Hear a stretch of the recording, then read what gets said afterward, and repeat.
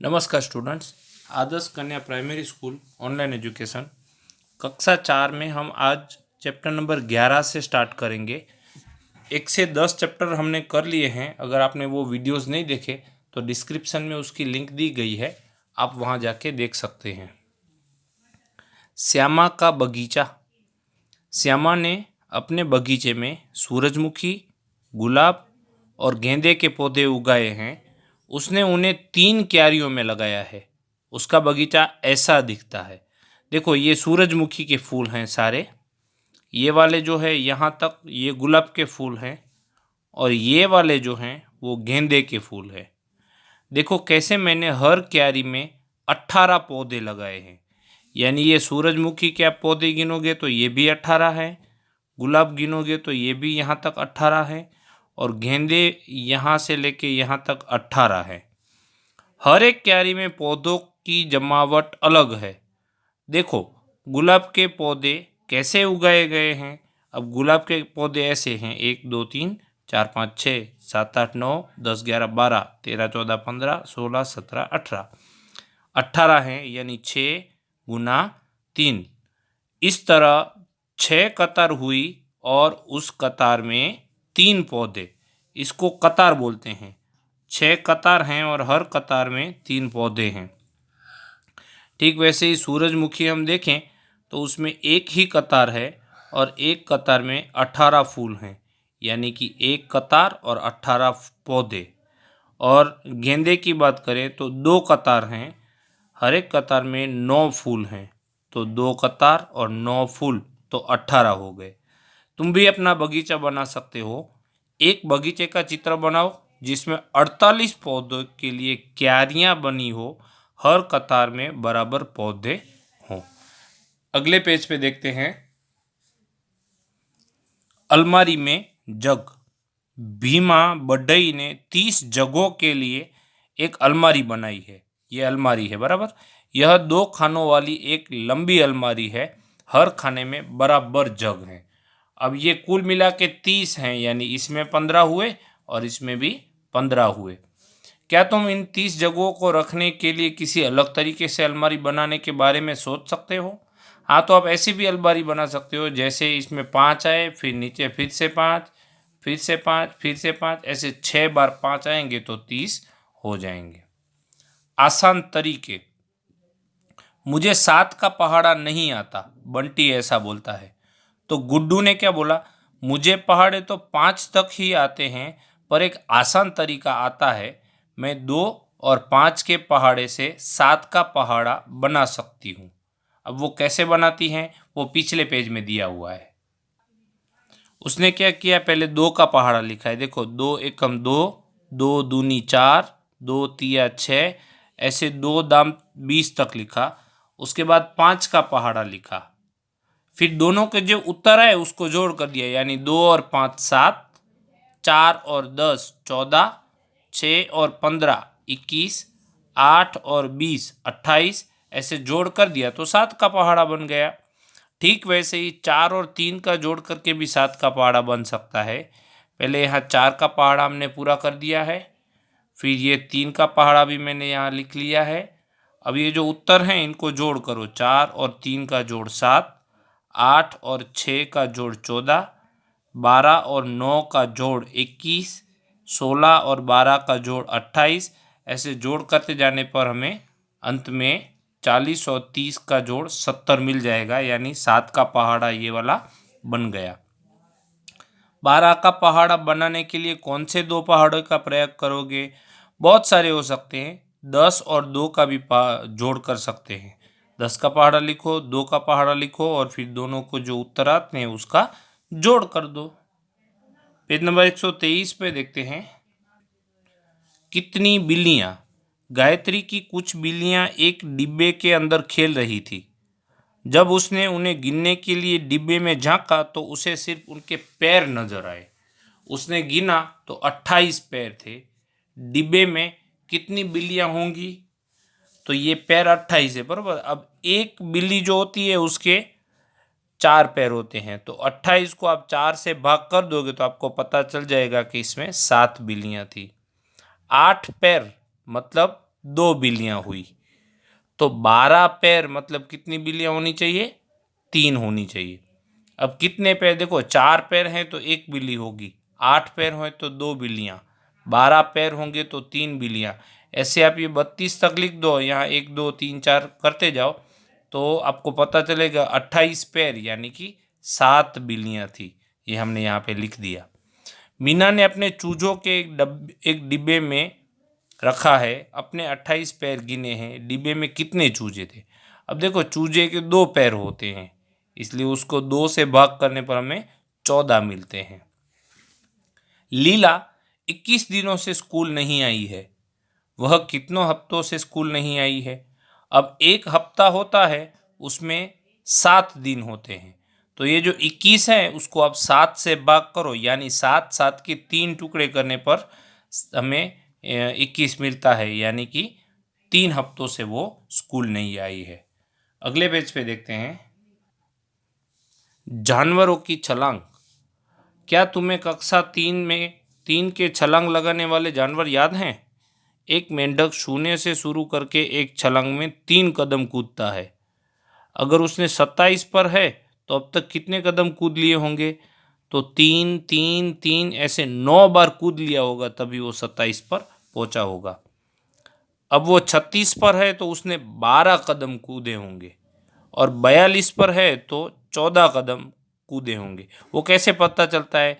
तो 3 कदम कूदता है ना, इसलिए 42 को आप 3 से भाग करो तो आपको 14 मिलेंगे। अगर आपको भाग करना नहीं आता तो इसमें मैं यहाँ पे आपको वो कॉपी में सिखाने वाला हूँ, तो थोड़ा आगे वीडियो देखना।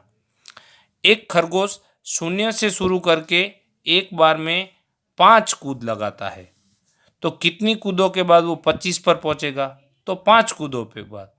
25 को 5 से भाग कर दो तो ये 5 मिल जाएंगे। 8 कूदों के बाद 40 पर पहुंच जाएगा, ठीक है। 5 फिर दूसरी बार 5 यानी 10 हो गए, और 5 यानी 15, ऐसे 8 बार वो कूदेगा तो वो 40 पे पहुंच जाएगा। और 55 पे पहुंच गया है तो 55 का भाग 5 से करो तो आपको पता चलेगा कि उसने 11 कूदें लगा ली हैं। अभ्यास दिया गया है, 6 सवाल हैं, 6 के 6 सवाल हम कॉपी में उसका हल करेंगे। तो अभी हम कॉपी में देखते हैं डायरेक्ट। भाग सीखना है आपको। 28 का 2 से भाग करना है, तो देखो 28 लिखो और यहाँ 2 लिखो। अब क्या करोगे आप? 2 का पहाड़ा दाम तक बोल सकते हो, तो 2 दाम 20 हुए तो यहाँ 20 लिख दिया, फिर इसको घटाव किया। अब 28 में से 20 कम करेंगे तो 8 मिलेंगे। अब 2 के पहाड़े में 8 कहाँ पे आएगा? तो 2 चौक 8 आएगा, तो यहाँ 4 लिख दिया और 8 यहाँ लिख के उसको शून्य कर दिया। तो ये 10 और 4 जो हैं उनका जोड़ कर देंगे तो हमको 14 मिल जाएंगे। ठीक इसी तरह यहाँ पे है 51, उसका यहाँ पे हमें 56 होना चाहिए। 56 उसका भाग 7 से करेंगे, तो 56 का भाग 7 से, 7 का पहाड़ा 5 तक बोलने पर 35 मिलेंगे। 7 पंजे 35, तो 35 लिखे। अब 6 में से 5 कम करो तो 1 मिला, 5 में से 3 कम करो तो 2 मिले, तो ये हो गया 21। अब 7 के पहाड़े में 21 कहाँ आएगा? 7 तिया 21, तो ऊपर तिया लिखा, 21 कम करेंगे 5 और 3 का जोड़ कर देंगे तो 8 मिलेगा। तीसरा सवाल, 48 को 4 से भाग करना है। अब 4 है, यहाँ 4 है तो 10 से भाग गुना कर दो। 4 दाम 40, 40 लिख लिया। 48 में से 40 कम करेंगे, यहाँ 8 बच रहे हैं, उसमें 4 दूनी 8 ऐसे चलाओ, तो 8 में से 8 कम करने पर 0, और ये जो दूनी लिखा था ऊपर तो 10 और 2 का जोड़ 12 मिलेगा हमें। 66, 66 का भाग 6 से करना है, तो 6, अब 6 है इसलिए आप डायरेक्ट 10 से करो तो 6 दाम 60, 66 में से 60 कम करने पर 6 मिलेंगे। अब 6 के पहाड़े में 6 कहाँ आएंगे? 1 पर आएंगे, तो 6 एकम 6। अब ये जो 10 है और 1 है, इन दोनों का जोड़ कर दो तो 10 1 यानी 11 हो गए। तो ये उसका उत्तर रहेगा। अब पांचवा, 96 का भाग 8 से करना है। तो 8 है, 8 दाम 80 हो गए। 96 में से 80 घटाव करेंगे तो हमें 16 मिले। अब ये 16 8 के पहाड़े में कहाँ आएंगे, तो 8 दूनी 16 आएंगे। तो 16 में से 16 कम कर दिए, इसलिए 0 बचा। ऊपर 10 और 2 जो हैं उनका जोड़ कर देंगे, यानी 10 और 2 12 मिल गए। छठवां सवाल, 110 उसका भाग 10 से करना है। अब इसमें थोड़ा ध्यान देना होगा। 110 का भाग 10 से करेंगे तो एक तो है ही, तो आप क्या करो, दाम दाम 100, तो 100 कर दिए। अब 110 में से 100 कम करने पर हमें 10 मिले। अब 10 का पहाड़ा 10 कहाँ आएगा, तो 10 एकम 10। अब ये 10 में से 10 कम कर दो तो 0 रह गया, और ये 10 और 1 का जोड़ कर दो तो 10 और 1 11। तो ये हमें 11 मिल गया। किताब में आगे बढ़ते हैं। सीपियाँ। ध्रुव समुद्र के किनारे रहता है। उसने अपने 3 दोस्तों के लिए मालाएं बनाने की सोची। वह पूरे दिन सीपियों को खोजता रहा। उसने शाम तक 112 सीपियाँ इकट्ठी कर ली। अब उसके पास बहुत सारी रंग बेरंगी सीपियाँ हैं। देखो, मैं 28 सीपियों की एक माला बनाऊंगा। क्या इतनी सीपियों से मेरे सभी दोस्तों के लिए माला बन जाएगी? अब उसके 3 दोस्त हैं, वो याद रखिएगा, बराबर 28 की वो बनाना चाहता है। तो उसने क्या किया, सबसे पहले एक 28 सीपियों की एक माला बनाई, यानी 112 सीपियाँ थी, उसमें से 28 तो कम हो गई। अब उसके पास 84 बची। अब 84 में से फिर से एक दूसरी माला बनाई 28 सीपियों की, तो उसके पास अब कितने बच्चे होंगे, 56 बचे होंगे। 56 में से फिर से एक तीसरी माला बनाई, यानी 28 सीपियाँ बची, और 28 में से अंतिम बना दी। तो 112 सीपियों में से ध्रुव ने कितनी मालाएं बनाई, तो कुल मिला के 4 मालाएं बनाई। इतनी सीपियों से क्या सभी दोस्तों के लिए माला बन जाएगी? हाँ, 3 ही दोस्त थे उसके, तो उसके सभी दोस्तों के लिए माला बन जाएगी। इन्हें करके देखे। कनू ने 17 सीपियों से एक माला बनाई। 100 सीपियों से ऐसी कितनी मालाएं बनाई जा सकती हैं? तो इसका हल हम कॉपी में करेंगे। यहाँ पे 100 लिखा था क्योंकि 100 सीपियाँ हैं और 17 सीपियाँ की एक माला बनाता है वो। तो 17 के पहाड़े में हम 5 तक पहाड़ा बोलेंगे तो 17 पंजे 85 होते हैं। तो यहाँ 85 लिखे। अब देखो, यहाँ 0 में से 5 कम नहीं हो सकती, इसलिए 10 में से 5 कम किए तो 5 बचे। अब यहाँ 10 लिए, इसलिए यहाँ 1 कम हो जाएगा तो 9 बचे। 9 में से 8 कम करने पर 1 बचा, और यहाँ 9 लिया था इसलिए यहाँ 0, कुछ नहीं बचा। तो कुल 5 मालाएं बनाएंगी। ऊपर जो उतार आता है ना, इतनी मालाएं बनेगी। कुल 5 मालाएं बनाई जा सकती हैं, और उसमें भी 15 सीपियाँ तो बच जाएंगी। अगला सवाल देख लेते हैं। अगला सवाल 126 पेज नंबर पर है। ख, एक बड़े गत्ते के डिब्बे में साबुन की 85 टिक्कियाँ आ सकती हैं। शैली 338 टिक्कियाँ पैक करना चाहती है। उसे सभी टिक्कियों को पैक करने के लिए कितने डिब्बों की ज़रूरत पड़ेगी? इसका हल हम कॉपी में करेंगे। कुल 338 टिक्कियाँ थी और 85 टिक्कियों का एक बॉक्स बनाता है। तो क्या करना है, देखो 85 का एक बॉक्स बनाया, इसलिए इसमें से 85 कम कर दिए।